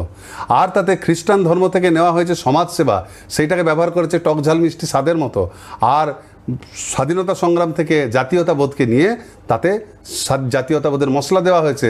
আর লাস্টে সমস্ত বদ্ধজীবের হৃদয়ে যে ভগবানের প্রতি যে মাৎসর্যবোধ, যে হিংসা আছে, সেইটার জল দিয়ে এই নতুন মায়াবাদের খিচুড়ি তৈরি করা হয়েছে। যে মধ্বাচার্য এবং রামানুজাচার্যের পর থেকে সমস্ত বৈষ্ণব আচার্যরা প্রত্যেক সম্প্রদায়ে তারা সর্বদা মায়াবাদের বিরোধিতাই করেছেন, কারণ মায়াবাদ সাধারণ মানুষকে ভ্রমিত করে তাদের পতন করে দেয়। কিন্তু সেই জন্য মায়াবাদীরা অত্যন্ত দুর্বল হয়ে গেছিলেন। কিন্তু মুশকিল হলো, যখন আব্রাহামীয় ধর্ম, মুসলিম ধর্ম, ইংরেজ ধর্ম, এরা যখন এই ভারতে এসে আর্য সভ্যতাকে নষ্ট করে তাদের শাসন জারি করলো, তো যেহেতু আব্রাহামীয় ধর্মে তাদের শাস্ত্রের তত্ত্ব কথা খুব কম, গল্পের মাধ্যমে বোঝানো হচ্ছে খ্রিস্টানদের অনেক কিছু, তো সেই তত্ত্ব কম বলে তারা ধর্মের দিক দিয়ে দুর্বল ছিল। কিন্তু এরকম দুর্বল থাকলে ভারতীয়রা তাদের পদদলিত কী করে হবে? কোনো না কোনোভাবে তাদের ইচ্ছা ছিল এটা বোঝাতে হবে। সর্বপ্রথম সনাতন ধর্ম বা হিন্দুদেরকে সবার আগে বোঝাতে হবে যে তাদের ধর্মটা খুব দুর্বল, খুব নিম্নমানের। এই প্রচেষ্টা সুলতানি যুগেও হয়েছে, মুঘল যুগে, কিন্তু তারা এটা জোর করে করেছে, সেই জন্য যেটার প্রভাব পড়েনি। ইংরেজরা এটাকে বুদ্ধির সঙ্গে করতে শুরু করলো। তারা তাদেরকে বোঝাতে শুরু করলো যে দেখো, তোমাদের ধর্মে কত রকম ঈশ্বরের কথা বলা আছে, তোমরা কাকে মানবে? কেউ এই ঈশ্বরকে মানছো, কেউ আরেকজন ঈশ্বরকে মানছো, তাহলে তোমাদের অ্যাকচুয়াল পরমেশ্বরকে? তোমরা তো নিজেরাই ভ্রমিত। আর তোমরা ঈশ্বরের নাম করে বিভিন্ন যে এত রকমের রিচুয়ালগুলো, কর্মকাণ্ডগুলো করছো, এর ফলই বা কি? তোমরা সাধারণ জীবনের ফল করে স্বর্গ কি চোখে দেখা যায়? তো এই ধরনের চিন্তাভাবনা তখনকার মানুষের মনও দানা বাঁধতে হলো, সত্যি তো তাই। তো তারা তারপর দেখা যেত আমাদের খ্রিস্টান ব্যবস্থা দেখো, আমাদের কত উন্নত ব্যবস্থা, আমরা এমন কিছু ব্যবস্থায় পড়াচ্ছি যাতে আমাদের জীবনটা আরও উন্নত হয়, যাতে আমাদের জড় যে জীবন, জড়জাগতিক যে জীবন, সেটা সুখের পরিমাণ কত বাড়ছে, কত রকমের যন্ত্রপাতি, কত প্রযুক্তি। তা আস্তে আস্তে তারা ইংরেজি শিক্ষাকে, খ্রিস্টান ধর্মের প্রবর্তনকে, এইগুলোকে ভারতে চালু করার জন্য তারা এই ধরনের প্রচার শুরু করলো। হিন্দু ধর্মকে হেয় করে দেখানো শুরু হলো, তাদেরও মনে হলো সত্যি হতো তাই। আর এমনিতেও কলিযুগে হিন্দু ধর্মের অধিকাংশ যারা ধর্মের যারা মেন জায়গায় বসেছিলেন, তারাই বেশিরভাগই শোষক ছিলেন। ফলে ওই যেরকম মানুষ হিন্দুত্ব ত্যাগ করে বৌদ্ধ হয়ে যাচ্ছিল, তো এখানে একটা ট্র্যাডিশন দেখা গেল তাদের খ্রিস্টান ধর্মের প্রতি আসক্তি এলো, কারণ তারা সমাজ সেবাকে খুব গুরুত্ব দিচ্ছিল। নিম্ন স্তরের মানুষ দৈহিক সুখ বা আরামকে অধিক গুরুত্ব দেয়। ফলে প্রথম ভারতীয়দের মধ্যে এই জিনিসটাতে অসুবিধা শুরু হয়ে গেল। এবং সেই অসুবিধা সবচেয়ে বেশি হয়েছিল প্রথম বাঙালিদের মধ্যে, কারণ বাংলা ছিল ইংরেজদের একটা হেডকোয়ার্টার। প্রথম সেই পরাধীন ভারতের সেটির ইংরেজের রাজধানী ছিল। আর তথাকথিত বাংলার যে সমস্ত উন্নত পণ্ডিত ব্যক্তিরা ছিলেন, তারা ঠিক প্রাক স্বাধীনতা আন্দোলনের পূর্বে তারা সকলে উপলব্ধি করলেন, তাদের একদল তো ইংরেজের এই চিন্তাধারা দ্বারা অনুপ্রাণিত হলেন যে সত্যি তাই, তাদের ধর্মটা আমাদের থেকে উন্নত, কারণ তারা অনেক বেশি করে তার মানুষের দৈহিক সেবা প্রদান করছে, কারণ তারা আত্মার কথা নিয়ে তারা চিন্তা করতেন না। আর একদলের মনে হলো যে আমাদের ধর্মটা উন্নত হলেও আমাদের ধর্মের কিছু ভুল ত্রুটি আছে, সেগুলো যদি আমি সংশোধন না করি, তাহলে মানুষগুলো সব খ্রিস্টান হয়ে যাবে। এই রকম নিজের ধর্মের খারাপ দেখে আর তাকে সংশোধন করতে গিয়ে আমাদের ধর্মের সমস্ত, বিশেষ করে বাঙালি পণ্ডিতেরা, তৎকালীন যাদেরকে মনীষী বলা হয়, তারাই করে দিলেন কি, তারা শাস্ত্রের গুরুত্বপূর্ণ অংশগুলোকে সংস্কারের নামে কেটে বাদ দিয়ে দিলেন। এবং তারাও প্রচার করতে শুরু করলেন যে আমাদের শাস্ত্র বলছে মানব সেবাই হচ্ছে মাধব সেবা, জীব সেবাই শিব সেবা, দরিদ্র নারায়ণের সেবা। এখন দরিদ্র মানুষের সেবা, সমাজে সমস্ত মানুষেরকে আধ্যাত্মিকভাবে উন্নত করে ভগবত ধামে নিয়ে, এটা তো বর্ণাশ্রমেরই অঙ্গ। কিন্তু তার মানে এই নয় যে তাদেরকে ভগবান ভেবে সেবা করতে হবে। কিন্তু এখন হয়ে গেল কি, খ্রিস্টানদের সঙ্গে পাল্লা দিতে গিয়ে তাদের সঙ্গে দৌড়ে এরা এটা দেখাতে শুরু করে দিল যে আমরা দরিদ্র নারায়ণই সেবা করি। এবং তারা এটা প্রচারও করতে শুরু করলো যে মন্দিরে গিয়ে সেবা করার কোনো প্রয়োজন নেই, মাটির পুতুলের কাছে প্রচার করে কী লাভ হবে, তোমরা সকলে তোমরা সকলে দরিদ্র নারায়ণের সেবা করো। এই জীবের সেবা করলেই ভগবানের সেবা হয়ে যাবে। এইভাবে তাদের সেবাটা কিন্তু হয়ে গেল জড় স্তরের। কারণ যে মানুষে জীবের সেবা করতে যেত তারা জীবের আত্মার কোনো সেবা করতে পারতো না। কারণ যখনই ঈশ্বর চিন্তা থেকে তারা বিমুখ হয়ে গেল, তারা যে গরিবগুলো সেবা করতো তাদের কেবল শরীরেরই সেবা করতো। ফলে তারা এরকম আধুনিক হতে গিয়ে আমাদের চিন্ময় ধর্মের যে চিন্ময় অংশটাকে জড় অংশে পরিণত করে দিল। তার ফলে কি হলো, তারা সমস্ত জড় আচরণকেই গুরুত্ব দেওয়া শুরু করলো। ক্রমশ তারা এই ধরনের আরও জ্ঞান দিতে শুরু করলেন যে তুলসী চারা না লাগিয়ে বেগুন গাছ লাগিয়ে দাও, তাহলে বেগুন খেয়ে মানুষ বাঁচবে। তুলসী পাতাতে কী হয়, গীতা পড়ার বদলে ফুটবল খেলো, তাহলে শরীর তৈরি হবে, কর্মঠ হবে সবাই। আরও শরীরে বল পাওয়ার জন্য দরকার নেই নিরামিষ খাওয়ার, আমিষ খাওয়া শুরু করো। এইগুলি ভালো হোক বা খারাপই হোক, যদি ধরে নিয়ে এগুলো ভালোও শিক্ষা, তথাপি প্রত্যেকটা শিক্ষা কিন্তু প্রবলভাবে জড় দেহের প্রতি বা আবদ্ধ। যেদিন জড়দেহের মৃত্যু হয় সেই দিন কিন্তু এই শিক্ষাগুলো কাজে লাগে না। সেই জন্য শাস্ত্র কিন্তু চিন্ময় স্তরে কথা বলে, শাস্ত্র আত্মার ক্রম উন্নতির কথা বলে। কিন্তু এই ধরনের মায়াবাদীরা সমগ্র পারমার্থিক কার্যকলাপকে আটকিয়ে দিয়ে সেটিকে জড় স্তরে নিয়ে এলেন। শুধু তাই নয়, সেইটাকেই পরম ধর্ম বলে প্রচার করতে লাগলেন।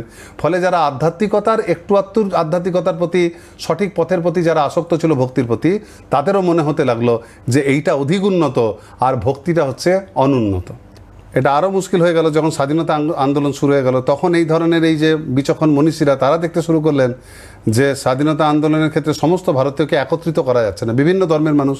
আবার সনাতন ধর্মের মধ্যে বিভিন্ন মানুষ বিভিন্ন মানসিকতা হওয়ার জন্য ভিন্ন ভিন্ন দেবদেবীর পূজার মাধ্যমে বিভেদিত হয়ে যাচ্ছে। তখন তারা এটা প্রচার করলেন যে ব্রহ্মই হচ্ছে পরম তত্ত্ব, আর সমস্ত ঈশ্বরের ধারণা সেই ব্রহ্মেরই প্রকাশ। তিনি বিভিন্ন ধর্মে নিজেকে বিভিন্ন ভাষায় প্রকাশ করেছেন এবং এইটাকে প্রমাণ করার জন্য নিজেরা ব্রহ্মের ভাষ্য দিতে লাগলেন। বেদান্ত সূত্রে নিজেরা ভাষ্য দিচ্ছেন, ভগবদ্গীতার উপর ভাষ্য লিখছেন এবং সেইখানে কৃষ্ণকেই ত্যাগ করছেন। কৃষ্ণকে বলে দিচ্ছেন যে ইনি হচ্ছেন প্রতীক। শঙ্করাচার্য স্বয়ং যিনি নির্বিশেষবাদী ছিলেন তিনিও বলছেন যে ভজ গোবিন্দম মূঢ় মতে, মূঢ়ের দল একমাত্র গোবিন্দের ভজনা করো। কিন্তু এখানে মায়াবাদীরা সেই গোবিন্দের ভজনাকেও ত্যাগ করছেন। তারা বলছেন নির্বিশেষে ভজনা করো, ব্রহ্মের সমাজ তৈরি করো, ব্রহ্মের উপাসনা করো। ফলে কি হলো, এইভাবে প্রভুপাদ বলছেন যে এগুলি হচ্ছে মায়ার স্বর্ণ শৃঙ্খল। সোনার শৃঙ্খল যেমন দেখতে খুব ভালো লাগে কিন্তু সেটা মানুষকে আবদ্ধই রাখে, সেরকম এখানে সমাজ সেবা, জাতীয়তা, দেহচর্চা ইত্যাদি জিনিসগুলো খুব আকর্ষক বিষয় দিয়ে মানুষকে আবদ্ধ করা হচ্ছে। কারণ এইগুলো প্রত্যেকটাই মানুষের জড় স্তরের সঙ্গে সম্পর্কিত, এগুলি কোনোটি পারমার্থিক নয়। বহু মায়াবাদী রয়েছেন যারা নিজেদেরকে ঈশ্বর বলে ভক্তদের কাছে প্রচার করে। আবার অনেকে খুব বুদ্ধিমান, তারা এটা তো বলে না, কিন্তু তারা ঘুরিয়ে তাদেরকে এটা বলে যে মায়াবাদ এই তত্ত্বের মাধ্যমে, ব্রহ্ম উপলব্ধির মাধ্যমে তোমরা সবাই ঈশ্বরে পরিণত হবে, আলাদা করে ঈশ্বরের সেবা করার প্রয়োজন নেই, সমস্ত জগতে যত জীব তারা প্রত্যেকেই ঈশ্বর। এইটি হচ্ছে সবচেয়ে বড় সমস্যার কারণ মানুষ যখন শুনছে যে সবাই যদি ঈশ্বর হয় তাহলে তো আমিও জীব, আমিও ঈশ্বর, এই লোভে তারা মায়াবাদের প্রতি আকৃষ্ট হয়। কিন্তু মুশকিলটা কোথায় হয়, তাদের যে লক্ষ্য বস্তু সেটা হচ্ছে ব্রহ্মে লীন হয়ে যাওয়া, একটা সময় গিয়ে তাদের চেতনাকে লীন করে দেওয়া। এবং সেই সময় ব্যক্তিত্ব কারো কোনো ব্যক্তিত্ব থাকে না, খালি চেতনা থাকে। তো সেই অবস্থায় তারা কি চিন্তা করবে না, সেখানে চিন্তা করার কোনো ব্যাপার নেই। কি বলবে, কি দেখবে, কি শুনবে, কোনো বিষয় নেই, খালি একটা চেতনা রয়েছে। ফলে কি হয়ে যায়, তাদের কাছে এইটা খুব একটা আকর্ষণীয় লাগে না। যেহেতু তারা নিজেদেরকে ঈশ্বর ব্রহ্মে পরিণত হবে এই পথে চলছে, ফলে তারা পরমেশ্বর ভগবানের যে পরম রূপ, সেই আকর্ষণীয় রূপ দেখে ভালো লাগলো তার প্রতি শরণাগত হতে পারে না। ভগবানের প্রতি যে সেবা ভাব, সেই ভাবটা তারা থাকলেও আনতে পারে না, কারণ সেটা তাদের নিয়মের বাইরে। ফলে ভগবানের প্রতি যে সেবা ভাব, যে ভক্তি, সেটার আনন্দ তারা আস্বাদন করতে পারে না। আর তারা এমন একটা স্তরে পৌঁছানোর কথা ভাবছে যেটা তাদের কাছেই আকর্ষণীয় মনে হয় না, কারণ সেখানে কোনো ধরনের আদান প্রদান নেই, সেখানে একাকিত্ব বোধ রয়েছে। এর ফলে কি হয়ে যায়, নির্বিশেষ ব্রহ্মের কোনো বিষয় না থাকার জন্য তারা পুনরায় জড়জগতের প্রতি আকৃষ্ট হয়ে যায়। মানুষ এই জড়জগতে মুক্ত হওয়ার পর অধিক আনন্দ পাওয়ার জন্য যখন চিন্ময় জগতে প্রবেশ করে, তখন যে চিৎ বিষয় পায় সেটি তো এদের যোগ্য বিষয় নয়। এরা সেটিকে গ্রহণই করে নাই, সমস্ত রূপকে অস্বীকার করেছে। ফলে এরা ওখানে গিয়ে বিষয় না পেয়ে আবার তাদের পতন হয়ে যায়। এমন অনেক বড় বড় মনীষীরা, ব্রহ্মবাদী ব্যক্তি, তারা এই কথাটাই আবার লাস্টে গিয়ে বলেন যে বৈরাগ্য সাধন করার মাধ্যমে যে মুক্তি পাওয়া যায়, মোক্ষ পাওয়া যায়, সেই নির্বিশেষ মোক্ষ আমি চাই না। কারণ সেখানে গিয়ে আমি কার সঙ্গে ভাবের আদান প্রদান করব, তার চেয়ে দিয়ে সমস্ত মানুষের মধ্যে যদি আমি অনেক বন্ধনের মধ্যেও পড়ে থাকি, সেটা আমার কাছে বেশি আস্বাদনীয়। সত্যিই তাই, কারণ তারা ভগবানের যে অ্যাকচুয়াল যেখানে আদান প্রদানের কথা সেটাকে ত্যাগ করে দিয়েছে। প্রকৃত আদান প্রদানকে ত্যাগ করার জন্য বাধ্য হয়ে তাদেরকে জড়ো আদান প্রদানের প্রতি আসক্ত হতেই হয়। যে মানুষ বহুদিন ধরে তৃষ্ণার্ত আছে সে পরিষ্কার জল না পেলে বাধ্য হয় নোংরা জলকে পরিষ্কার জল বলে খেতে। সেই জন্য এদেরই এই মায়াবাদের অভিশাপের জন্যই দেখতে পাবেন বর্তমান ভারতের অধিকাংশ মানুষ ধার্মিক, কিন্তু এই ধার্মিক মানুষগুলির একজনও পারমার্থিক পথে চলতে চায় না। প্রত্যেকেই অত্যন্ত মাত্রায় জড়বাদী এবং দেহগত সুখপ্রাপ্তিকেই তারা ধর্ম বলে মনে করে। সেই জন্য এই মন্ত্রের শেষে বলছেন তত ভূয় ইব তে তম জ উ সম্ভুত্যাংরতা। যারা দেবতাদের উপাসনা করে তারা তো অজ্ঞানতায় থাকেই, কারণ তারা যে দেবলোক প্রাপ্ত হয় সেটা একটু উন্নত হলো, সেটা কিন্তু নশ্বর। কিন্তু যারা মায়াবাদী, যারা নির্বিশেষবাদী, তারা নির্বিশেষ তত্ত্বকে পরম বলে প্রচার করতে গিয়ে এবং সেইখানে আনন্দ না পেয়ে আবার জড়জগতেই ফিরে আসে, ফলে তারা আরও বেশি মানুষকে ভ্রমিত করে। বর্তমান মায়াবাদীরা আবার সমাজ সেবা, লোকসেবা ইত্যাদি, দেশের সেবা ইত্যাদি বিভিন্ন সেবার চটকদার নামের ব্যবহারের দ্বারা এইটাকে আরও পতিত করে দিচ্ছে। তারা মায়াবাদী, তারা নির্বিশেষবাদীদের মতো ব্রহ্মস্তরেও যেতে পারে না, একদম আরও এর থেকেও অন্ধকারতম স্তরে তারা প্রবেশ করে। এই জন্য ভক্তি সিদ্ধান্ত সরস্বতী ঠাকুর সারা জীবন একজন আদর্শ আচার্যের মতো মায়াবাদের বিরোধিতা করেছেন। শ্রীল প্রভুপাদও এন তার প্রণামমন্ত্রী বলছে নির্বিশেষ শূন্যবাদী পাশ্চাত্য দেশ তারই নেই। পাশ্চাত্য দেশের সাধারণ মানুষদেরকে ভারতীয় মানুষেরা গিয়ে সবসময় মায়াবাদ প্রচার করত এবং তিনি সেটাকে খণ্ডন করে বুঝিয়েছেন যে মায়াবাদ কোনো পন্থাই নয়, নির্বিশেষবাদ, প্রকৃত নির্বিশেষবাদ একটা পন্থা, কিন্তু সেটা মধ্যম স্তরের পন্থা, তা আরও উন্নত হচ্ছে ভগবত কৃপা। তো সেই জিনিসটা ছিল প্রভুপাদ ওখানেও প্রচার করেছেন এবং যখন পরবর্তীকালে তিনি ইস্কনের আন্দোলনকে ভারতবর্ষে নিয়ে এসেছেন, এখানেও তিনি একই রকম সমস্যার সম্মুখীন হয়েছেন যে অধিকাংশ ভারতীয় তারা সকলে কৃষ্ণের পূজাও করে কিন্তু প্রত্যেকে মায়াবাদী। এটা ছিল প্রভুপাদেরই কৃপা যে তার এই চিন্ময় শিক্ষার মাধ্যমে আজ এত মানুষ সেই ভক্তিকে অনুশীলন করেছে এবং পরে মায়াবাদীদের কবল থেকে মুক্ত হতে পেরেছে এবং তাদের এই শিক্ষার মাধ্যমে আরও লোক আরও শিক্ষা পাচ্ছে। এইভাবে ক্রমশ মানুষ মায়াবাদের খপ্পর থেকে মুক্ত হয়ে অন্ধকারতম স্থানে যাওয়ার পরিবর্তে ভগবদ্ধামে যাওয়ার সুযোগ পাচ্ছে। তো এইভাবে আমরা আলোচনা করলাম আজকে যে যারা অসম্ভূতির উপাসনা করে, দেব উপাসনা করে, তারা অজ্ঞানতার অন্ধকারে আবদ্ধ থাকে, আর যারা সম্ভূতির নাম করে, যারা নির্বিশেষবাদীদের উপাসনা করে বা মায়াবাদী উপাসনা করে, তারা আরও অন্ধকারে তাদের পতন হয়ে যায়। পরের দিন আলোচনা করব কিভাবে অসম্ভূতি আর সম্ভূতির উপাসনা আমাদের পৃথক পৃথক ফল প্রদান করে। হরে কৃষ্ণ।